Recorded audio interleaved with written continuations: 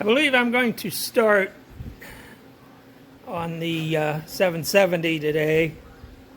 I don't know how far I'll get. I want to take the pumpkin off and maybe take all the clutch assembly off. It's got that terrible rattle in it when it's disengaged.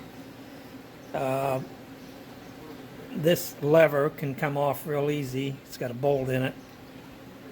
So I'm going to take the lever off and slide the pumpkin off, and we'll have another look. I got the pumpkin off. It's pretty simple. There's two bolts here on this side.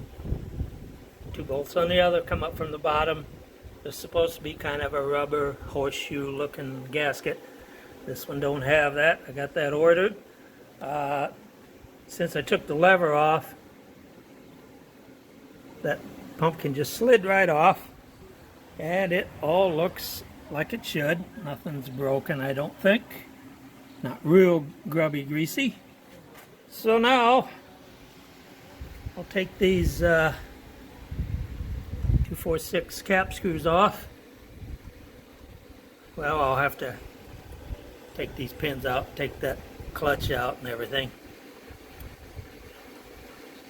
So my plan is to replace the disc and the little springs between the discs, because as I've showed you before, when it's disengaged you hear a lot of that rattling. So we're trying to fix that. Okay, we'll be back later. Well, I've got the I'll call it the pressure plate removed.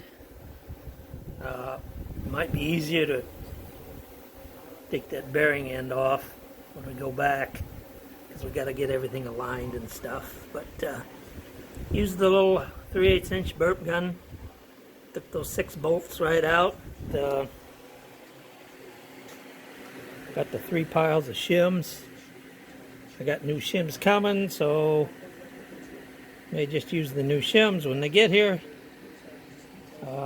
Again, it's not real complicated. When we take these discs off, they look a little funky, but the 3 little springs, we'll look at them on the bench, they're kind of sketchy looking, so they might have been hanging up causing our problem. But we'll have another picture here in a minute. Okay. Well, we got the assembly pretty much tore apart. I think I'm going to take this bearing cap off, and that'll allow this pressure plate to come up over, just so we can clean it up or look at it. Here's the old disc, of course. I think the book says this is the rear. I think the book says hub. Rear hub faces rear to the rear, or rearwards, however you say that. And of course there's a friction disc or separator, whatever you want to call it.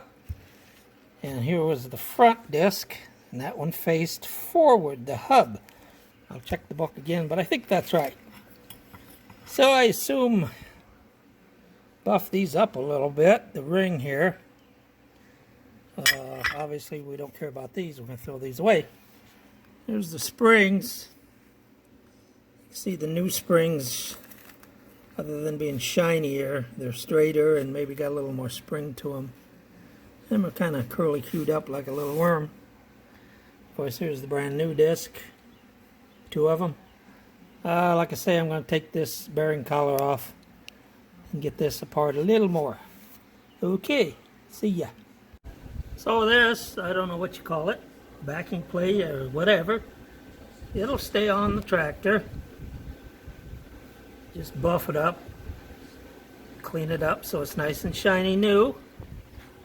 And we'll come over here to the bench again.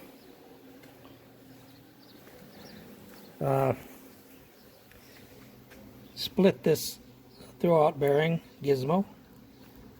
I already took it off. Just set it back on there. You take it apart and it comes halvesy.